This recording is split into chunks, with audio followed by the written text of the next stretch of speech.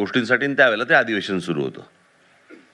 मी पोहोचलोय तिकडे, आलोय म्हटल्यानंतर मला एकनाथ शिंदेचा फोन आला. मला म्हणाले, मला कळलं तुम्ही नागपूरला आलेला आहेत, विधान भवनात या, पण चहा प्यायला या.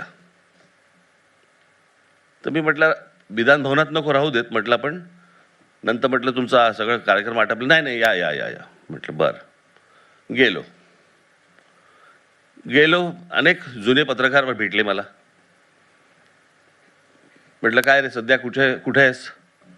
आता माझा विचारण्याचा उद्देश असा होता, सध्या कुठच्या चॅनलमध्ये आहेस, सध्या कुठच्या वर्तमानपत्रामध्ये आहेस, हा माझा उद्देश होता. म्हटलं सध्या कुठे? नाही नाही, या मंत्र्याकडे, मी त्यांचा सचिव आहे.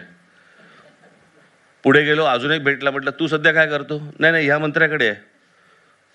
असे मला 8 ते 10 पत्रकार भेटले, जे मला पत्रकार म्हणून माहिती होते, जे पत्रकारिता त्यांनी सोडली आणि आता मंत्र्यांकडे कामं करतात.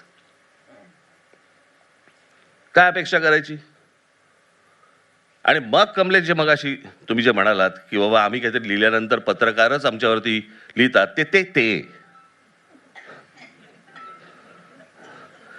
आता प्रश्न असा आहे की जे स्वतःच जे विकले गेलेले आहेत, त्यांच्या मताला काय किंमत असणार आहे? आणि ती मतं आपण का घ्यायची, का विचार करायचा त्या गोष्टींचा? मी तर कधी करत पण नाही. माझ्या बाबतीत तर बघायला गेलं तर ते मेलेलं कोंबडा आगीला भीत नाही, त्या लेवललाच आहे मी. जेव्हापासून आलोय तेव्हापासून जोडतातच आहेत मला. पूर्वी एक आगा नावाचा नट होता, माहिती आहे तुम्हाला?